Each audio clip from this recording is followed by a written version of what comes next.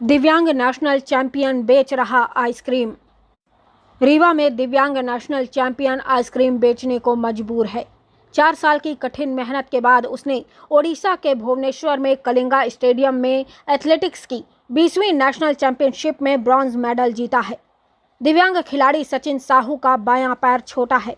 उन्होंने 400 मीटर की race 1 minute 17 second में पूरी की थी।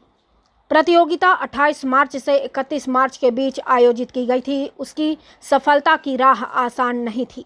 उसके पास प्रैक्टिस करने के लिए जूते नहीं थे। नंगे पैर कंकड़ पत्थर भरे मैदान में उसने दौड़कर प्रैक्टिस की। सचिन ने 2015 से 2019 तक क्रिकेट खेला, लेकिन दिव्यांग होने के कारण क्रिकेट में कुछ खास सफलता हाथ नहीं लगी। इस बीच ग्वालियर के एथलेटिक्स कोच बीके धवन से संपर्क हुआ, जिन्होंने एथलेटिक्स में आने को कहा। हालांकि एथलेटिक्स की भी डगर आसान नहीं रही। सबसे पहले ग्वालियर में ट्रायल हुआ, वहां से स्टेट टीम में सिलेक्शन होने पर भोपाल स्टेडियम पहुंचा, जहां कई दौर के प्रशिक्षण के बाद 2020 में नेशनल क्वालिफाई किया गया, लेकिन कोविड के कारण प्रतियोगिता रुक गई। बाद में 2021 में प्रतियोगिता हुई 100 मीटर की, जिसमें चौथा स्थान मिला। सचिन उमरिया जिले के असोड़ के समीप पटना गांव के रहने वाले हैं। परिवार में माता पिता के साथ 4 बहनें और 2 भाई हैं। परिवार की माली हालत अच्छी नहीं, जिसके चलते आइसक्रीम का ठेला लगाते हैं। सचिन चौथी रैंक आने के बाद भी हताश नहीं हुए और लगातार प्रैक्टिस करते रहे। बिना किसी सुविधा के सचिन के भाई और पिता आइसक्रीम का ठेला लगाते हैं, जिनके साथ वो भी हाथ बटाते हैं, जिससे घर का खर्च चल रहा है। सचिन का यह ठेला राकेश आइसक्रीम सेंटर के नाम से ढेकहा तिराहे पर लगता है, जहां वह दिन भर आइसक्रीम बेचते हैं।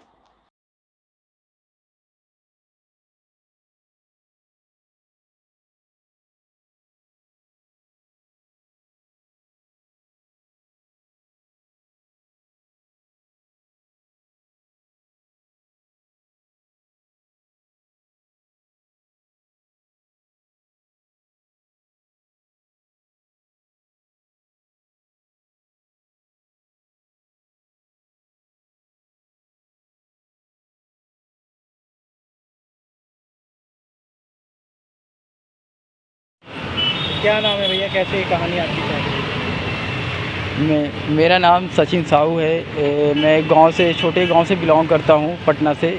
और जो अभी मैंने जो अचीव किया है ब्रॉन्ज मेडल 400 में एक नेशनल पैरा एथलेटिक चैम्पियनशिप जो भुवनेश्वर उड़ीसा में थी, जो 27 मार्च से 21 मार्च तक थी, जिसमें मेरा ब्रॉन्ज मेडल आया है। मेरी परफॉर्मेंस 1 मिनट 17 सेकेंड थी।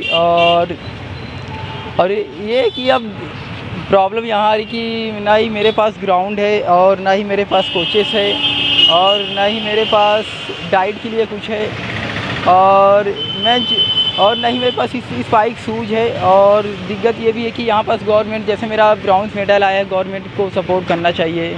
अभी गवर्नमेंट सपोर्ट नहीं है। अगर गवर्नमेंट सपोर्ट करेगी तो मैं और अच्छा करूँगा, और मेरा मेन टारगेट है ओलंपिक में मेडल जीतना है। और अगर गवर्नमेंट अगर सपोर्ट नहीं करेगी तो ये इतना आसान नहीं है कि अभी नेशनल, तो चलिए नेशनल तक तो मैंने अपनी मेहनत से 4 साल की मेरी मेहनत रही है, इस वजह से मेरा ब्रॉन्ज मेडल आ गया। अगर गवर्नमेंट सपोर्ट नहीं करेगी तो ये इतना आसान नहीं होगा कि मैं ओलंपिक में मेडल जीत सकूं। और मैं यहाँ पास ढेकाई में अभी तक कोई सपोर्ट तो है ही नहीं है, पर आने जाने का खर्च वगैरह निकालने के लिए मैं यहाँ पास आइसक्रीम का ठेला लगाता हूँ, ये ढेका चौराहे के पास। और मेरे पापा भी आइसक्रीम का ही ठेला लगाते हैं। और हम लोग की आर्थिक स्थिति बहुत कमज़ोर है। और मेन चीज़ क्या है कि जो एक कोच होना चाहिए, आपके पास ग्राउंड हो या ना हो, पर एक कोच का होना बहुत ज़रूरी है। पहले क्या करते थे, शुरुआत इसकी कैसे, कहाँ से हुई? शुरुआत मेरी 2015 से हुई। 2015 से मैंने क्रिकेट खेलना स्टार्ट किया। मैंने 4 साल क्रिकेट खेले। मेरे कोच रहे हैं शकील खान सर, उन्होंने फिर, और मेरे जो सबसे अच्छे सर हैं ब्रिजेश सर, वो भी एक दिव्यांग क्रिकेट इंडिया के वो रिप्रेजेंट कर चुके हैं। उन्होंने सलाह दी कि आपका इसमें कैरियर नहीं है, आप ओलंपिक के लिए तैयारी करो। तो फिर मैंने, जो मेरे बीके धवन सर हैं, मैंने उनसे कांटेक्ट किया, उनके बारे में पता किया।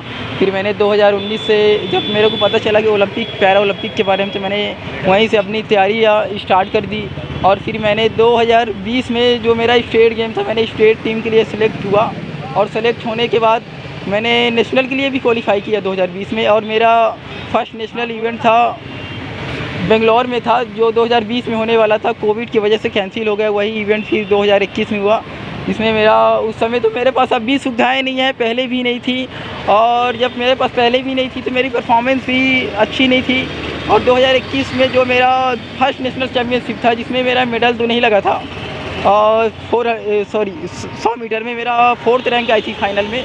और अब मैं थोड़ा बहुत, जो एक मेरे भैया हैं बहुत अच्छे हैं, सूरज भैया हैं, जो वो खुद ही राजस्थान में रह के प्रैक्टिस करते हैं कोच के अंडर में, वो थोड़ा बहुत सपोर्ट करते रहते हैं।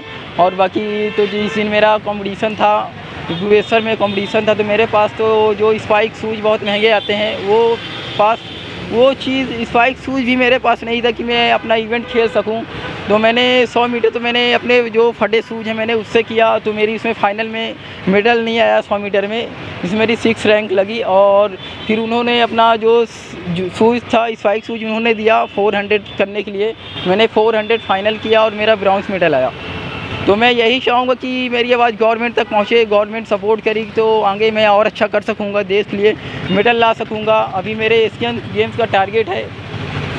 तो जिला प्रशासन से कोई मदद अभी तक मुझे कहीं से कोई सपोर्ट नहीं है, कोई मदद नहीं है। मेडल जीतने के बाद भी। और यहाँ मेन चीज़ मेडल की बात आती है, तो जैसे जो पैरा एथलीट होते हैं अदर स्टेट में, उनको बढ़िया सपोर्ट मिलता है, उनको एकेडमीज मिलती है, अच्छी डाइट मिलती है, अच्छी ट्रेनिंग मिलती है, अच्छा कैश अवार्ड मिलता है। वो जो एक नॉर्मल एथलीट को मिलता है, वो सारी सुविधाएँ एक पैरा एथलीट को अदर स्टेट में मिलता है। आप हरियाणा, पंजाब, एमपी भर छोड़ के, एमपी में पैरा एथलीट के लिए कोई सपोर्ट नहीं है।